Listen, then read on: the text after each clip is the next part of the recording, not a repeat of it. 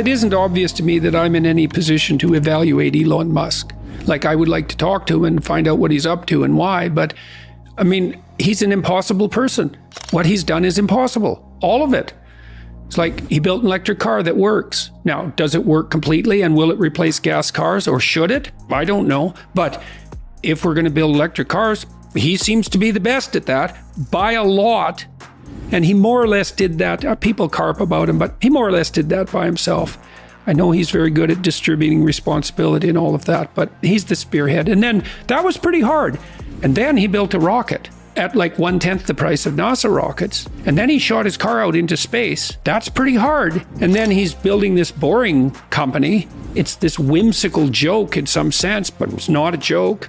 He's amazing. There was a recent interview with Elon Musk where he said something, "My mind is a storm. I don't think most people would want to be me. Right. They may think they would want to be me, but they don't. They don't know. They don't understand." Mm-hmm. What do you think of that? Elon's someone that people probably look up to and admire and aspire to be. One of the downsides to high-level genius is you might describe it as hypomania. So here's a simple test that people can do. So this is a test of something called verbal fluency, and verbal fluency is associated with creativity.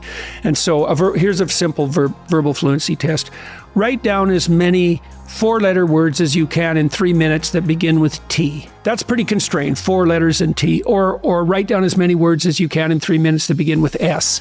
That's less constrained. There's quite a powerful correlation between the sheer number of words that you produce and your lifetime creative achievement, especially in the artistic and verbal domains. That's different than vocabulary. Vocabulary is how many words you understand.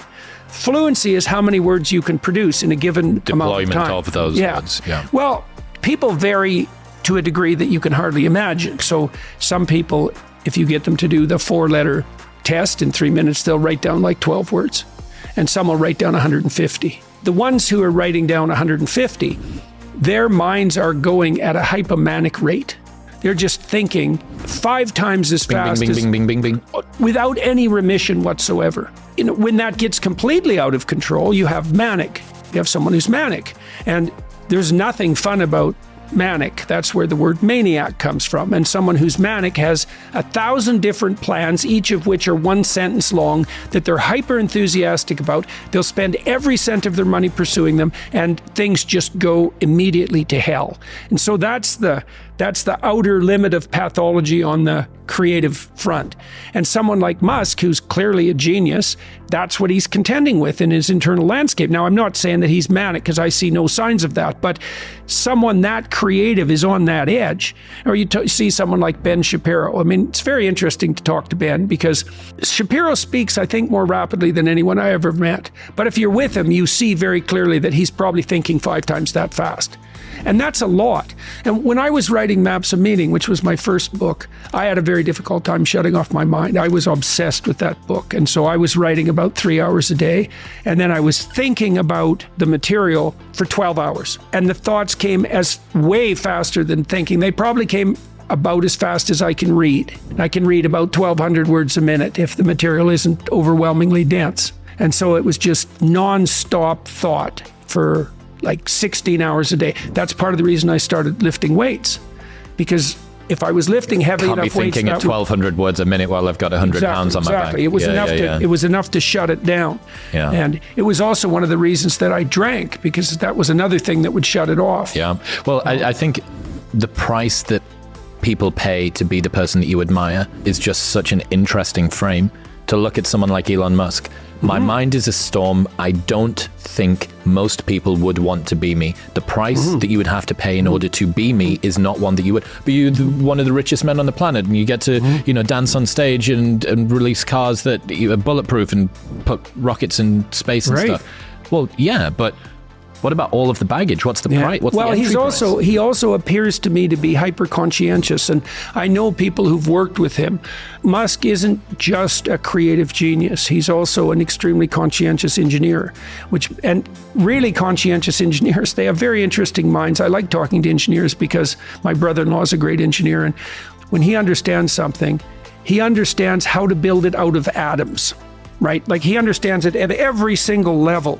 And Musk appears to me to be someone who's this rare combination of hyper creative, but also hyper conscientious. And I know that he works all the time. Yeah, does that sort of hypertrophied executive function help to wrangle some of the diffuse creative energy? Oh, we're going to put it into this one thing, at least for a while, and then we'll move on to another thing. Yes, definitely. Musk is hyper creative, and as far as I can tell, hyper conscientious. And the conscientiousness does focus. Lots of people who are creative aren't conscientious. Well, it's rare. Like if you're one in there's no correlation between creativity and conscientiousness. If you're the most creative person in 1,000 and you're the most conscientious person in 1,000, you're one person in 1,000,000.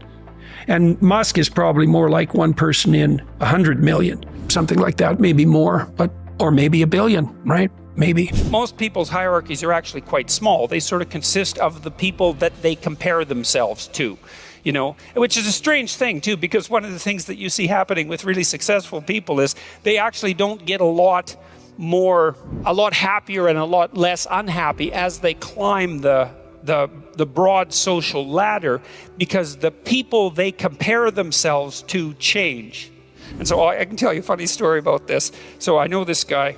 I worked with him for a long time. His name is Deo Resi. And he's a hell of a guy. He's like 6'7", and he's like really charismatic. And he's been pretty successful. He built this company in San Francisco called Founder Institute. And it's only one of many things he's done. And it's operating in 165 cities. It's a school to teach people how to be entrepreneurs. He's trying to export Silicon Valley, what would you call it, know-how, technological and financial, to the rest of the world. And in like 5 years, he built 165 schools, not physical schools, but school-like organizations around the world. And like, go try that. Like, that's really hard, Just to build one is hard, but to do that in multiple languages all over the world, it's bloody well impossible. And then at the same time, he built his organization, started 2,500 successful companies as a consequence of building this school. That's pretty good, and he was having a rough time and was talking to me on the phone about, he wasn't so happy about what he'd done with his life. And he said, geez, I compare myself with my roommate, and, I've hardly done anything. And his roommate was Elon Musk. It's like, I just laughed at him. I thought, geez, really? That's what you're going to... You haven't done anything compared to Elon Musk, and you're depressed about it. It's like, yeah, well, you and the rest of the planet. I mean, look, what did Musk what did he do? He invented an electric car. That's impossible. And then he made it work. That's impossible. And then he built an entire infrastructure to charge it, and that worked, and that's impossible. And they're good cars. And then he made them faster than any cars have ever been, and cheap, and so that's impossible. And then that wasn't good enough, so then he decided that he would compete with NASA, which is impossible, and build rockets at 1/10 the price they were building them, except bigger. And then he would shoot his car on his rocket out into space. Right. And he did all that. And it's like Adeo was thinking, I've hardly done anything with my life. It's like, So, but my point is that, primates of our type sort of have a group size that we think about as our group of about 200 people. So like on Facebook, for example, the probability that you're in something approximating reasonable, constant communication with more than 200 people is low. You just don't have the time, and you can't keep track of it. So our natural group is something like 200, and our groups tend to fragment when they get bigger than that. And that's also associated, by the way, with cortical size. You see this in primates, is that as primates develop larger brains, the group size that they seem to be able to manage also increases, and that might be part of the reason why they develop larger brains. Who knows? And the problem is that as you get more successful, say, in the global hierarchy of 100 million people, the 200 people that you compare yourself changes, and so that you end up with $100 million, and you're not very happy because your $50 million yacht is like 20 feet shorter than your friend's, $150 million yacht, and you're high in neuroticism, so that makes you frustrated and disappointed, So It's important to understand. It's the message here, the point of this is that you have a system, the serotonin system, base of your neurophysiology. It also sets your brain up during embryonic development. So it really is the master control system in many, many ways. And it counts where you are in your hierarchy. And then it decides how much positive emotion and how much negative emotion you should feel on average because of your position. And so like if you're, let's say number 1 is at the top and number 10 is at the bottom. So you're number 10, you're barely clinging to the bottom of reality. Your brain says, look, it's dangerous where you are at the bottom of the hierarchy. You don't have a lot of friends. It's precarious down there.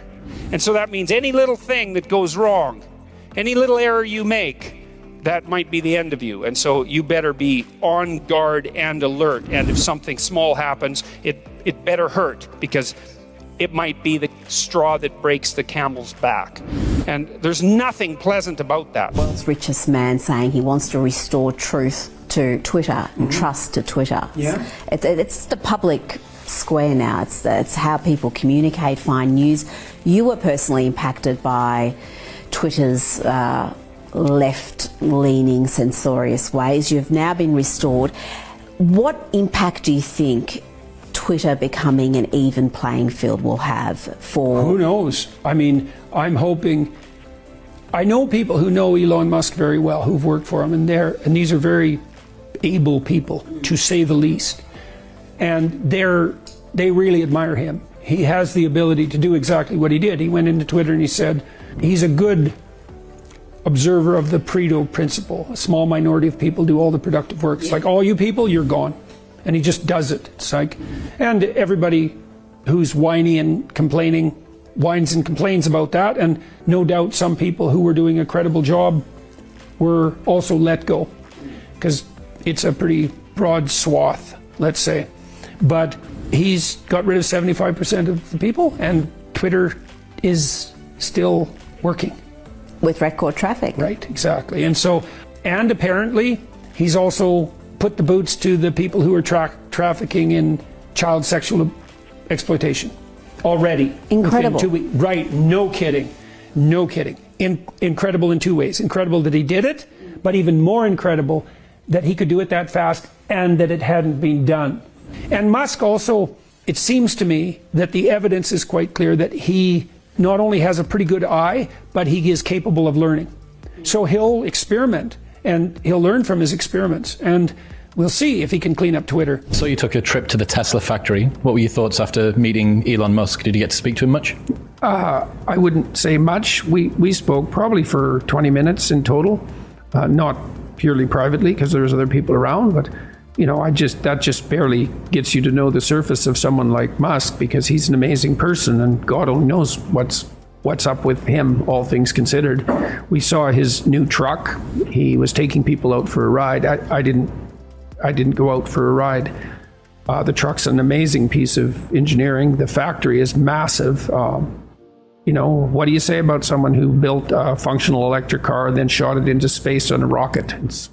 He's a singular person. But I thought it went very well. It was a very interesting evening. So I was pleased to be there, and you know, we sort of walked around each other a bit, and it was just fine. Do you guys interact a fair bit on Twitter? We seem to, yeah. What do you think that is? Why are you converging? I don't know exactly. We're both well known, and I suppose to some degree that increases the probability of that kind of convergence. But maybe he's aiming up. Me too. He seems to be. He's aiming up literally. He's aiming up very literally, yeah. Definitely. Didn't he put wasn't there a spaceman, a model of a spaceman in the driver's seat of the car that he put out into space? Oh, that's certainly possible. He's got a theatrical twist. There's no doubt about that. And a great sense of humor, because that's really funny to shoot your own car out into space on a rocket. Needlessly. That's a pretty damn good joke. Well, why is it that someone like Elon has got himself to the stage where he can say things that almost every other CEO, he's the richest man on the planet. I don't think he's got himself to that stage. I think he's always done that, and so now he still knows how to do it. I mean, you know, people think, I'll say what I have to say when I get to the point where I'm protected and secure. It's like, first of all, being protected and secure does not give you the courage to say what you have to say. That theory couldn't be more backwards. You think you're going to get braver and braver as you get more and more protected? You think that's how the world works? I mean, I've watched university professors think that at some point they're going to say what they think as they develop their career, but by the time they're protected and secure, they've spent so much time not saying what they think that they aren't even who they were and they don't know what they think. So, no, he says what he says because he's always done that. And people who are like him are like that. And so Steve Jobs, I presume, was exactly the same way. I mean, I know people who knew him. He always said what he thought. And he was pretty damn cut and dried about it, which is why the Apple products are such miracles of technological mastery. He had an unbelievably canny design eye and he cut whole projects without a second thought in some sense when they weren't working. He did that when he came back to Apple the second time, refined the entire product line, got rid of a ton of different things, and said, we're focusing on this. Yeah. Right. So that was proof. I mean, maybe it was fluke the first time, which it wasn't, but coming back and doing it again the second time showed pretty clearly it wasn't fluke. Same with Elon, right? He's refined down what he does to a couple of very, very tight parameters.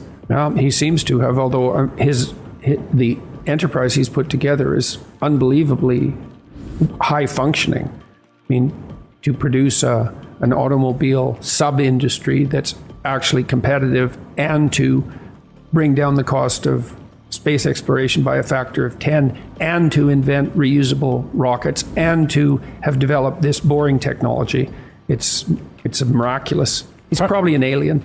Yeah, probably. Probably. Yeah. There's only two probably a reptilian, isn't American car companies, I think, that haven't gone bust. Ford and Tesla.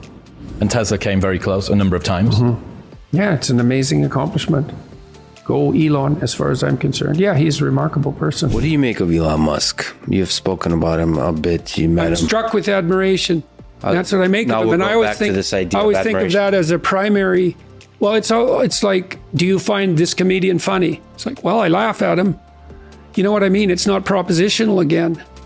And so there are things I would like to ask Mr. Musk about. The Mars venture, I don't know what he's up to there. It strikes me as absurd in the most fundamental sense, because I think, well, it'd be easier just to build an outpost in the Antarctica or in the desert. Well, how much of the human endeavor is absurd? Well, that's what did Nietzsche say? Great men are seldom credited with their stupidity. Who the hell knows what Musk is up to? I mean, obviously he's building rockets. Now, he's motivated because he wants to build a platform for life on Mars. Is that a good idea? Who am I to say? He's building the rockets, man, but I'd like to ask him about it.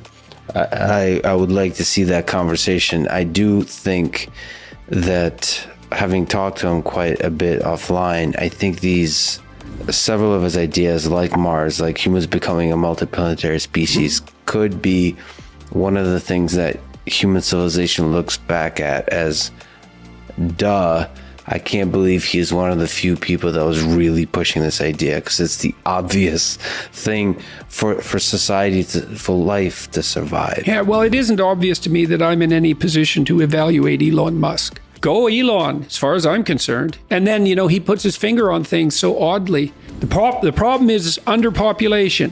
It's like, I think so too. I think it's a terrible problem that the West, for example, is no longer at replacement with regard to birth rate. It means we've abandoned the virgin and the child in a most fundamental sense. It's a bloody catastrophe. And Musk, he sees it clear as can be. It's like, well, and where everyone else is running around going, oh, there's too many people. It's like, nope. See, I've learned that there are falsehoods and lies, and there are anti-truths. And an anti-truth is something that's so preposterous that you couldn't make a claim that's more opposite to the truth. And the claim that there are too many people on the planet is an anti-truth. So, people say, well, you have to accept limits to growth and et cetera. It's like, I have to accept the limits that you're going to impose on me because you're frightened of the future. That's your theory, isn't it? Okay. Facebook, Twitter, Instagram, a lot of social media platforms. That's how we communicate now. That's like the public forum. That's our voice. Yeah. So our voice is really it's owned by a player. I don't know if it's owned, right. but it's... No, it's owned. The space where it it's almost like it feels like the paper is owned. You know what I'm saying? Like, what Well, if you really saw that with Twitter, especially before Musk took it over. I Yeah. mean, people were it was manipulating unbelievable. Twitter. It was it was compromised by the unbelievable. government. It was unbelievable. Well, But and that's, yeah, and, now you it's know, like- and Facebook has been objecting too to all the pressure that's been put on them to censor. And, Yeah. you know, you have it's a public forum and it's democratized, but as you said, it's also centralized, right? And the fact that it's centralized means that it's instantly amenable to state control, and that's been happening to an immense degree. I mean, that's part of the reason, I think, the fact that Musk has escaped from that and also put his middle finger up against it is part of the reason he's being targeted by the Department of Justice right now for you know, not hiring people that it would have been illegal under their laws to hire. that to me is unbelievable. I mean, it just doesn't. It's just like what a crazy thing to even chase somebody down about. Yeah, Like, well, they say the process is the punishment, right? The World Bank already estimated that we've put 350 million people into what they call food insecurity. 350 million. That's 3 times as many as the communists managed to kill. Maybe we can manage that in a winter. But the planet has too many people on it anyway, so, you know, that's just poor people. So You agree with Elon Musk that we should have more people, not less? I see humans as a net good. I know from Marion Tupy, a man who just wrote a book called Superabundance, he's done the economic calculations, and he calculated that every single baby born now will produce 7 times as many resources as they will consume. And you think, well, how can that be? It's like, well, it's not a zero-sum game, folks. And maybe there's enough to go around. Well, there is. Maybe there's more than enough to go around because we can become hyper-efficient. And you think, well, what's the evidence for that? It's like, well, there's twice as many people as there were when I was a kid, and everyone's way richer. So how about that for evidence?